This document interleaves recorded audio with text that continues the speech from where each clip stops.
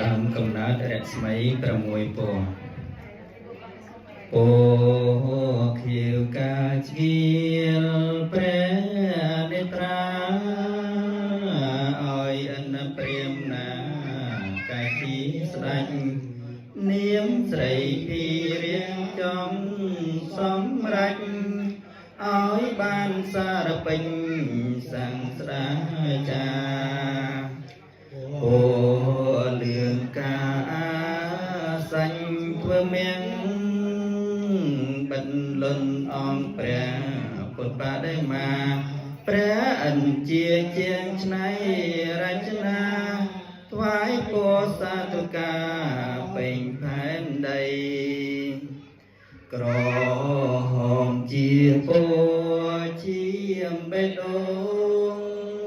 ឆ្កៀលពីដើមទ្រូងដោយគ្មានថ្មីបិណ្ឌពើពួរខាំព្រះចានីគង់រួមជីវីជាស្បើយទៅ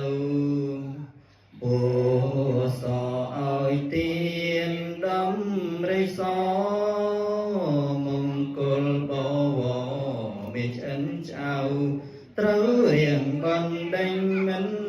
ឲ្យនៅព្រមទាំងកូនចៅ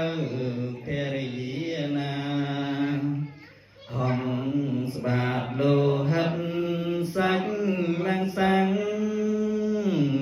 អាសាញ់ខ្លួនតាំងដូមេតាកាយ៉ាងវាចាំបរិភោគក្តាជីវិតមេដារួមវឹងក្មៃភ្លេចពុនរាយកាជាទន្សាយឲ្យទៀនពុំស្ដាយជីវិតអីលោចូលភ្នួភ្លើងពុំថាអ្វីឲ្យជាចំណៃអនព្រាមណា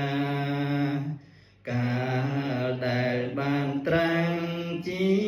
ព្រះពុទ្ធជាមង្គលត្រៃភពក្នុងលោកាពរទាំង6នឹងសោតណា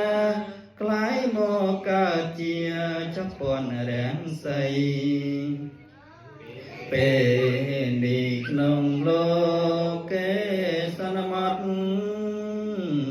យកពរនេះកនជាសេចក្តីហៅទុំសាសនាព្រះចិនស្រីពាពេញផែនដីទេពសធាយើងខ្ញុំរាល់គ្នាសូមគោរពវន្ទាចំភពទុំសាសនាសូមមានមង្គលឈ្នះមេរាសត្រូវនានាក្នុងភូមិ3សូមឲ្យយើងខ្ញុំប្រញាប់ដល់ដើរកាន់តាមផ្លូវទៅបរិយជាស្ថានបរមសុខសួស្តីដោយព្រះបារមីនិព្វានហោ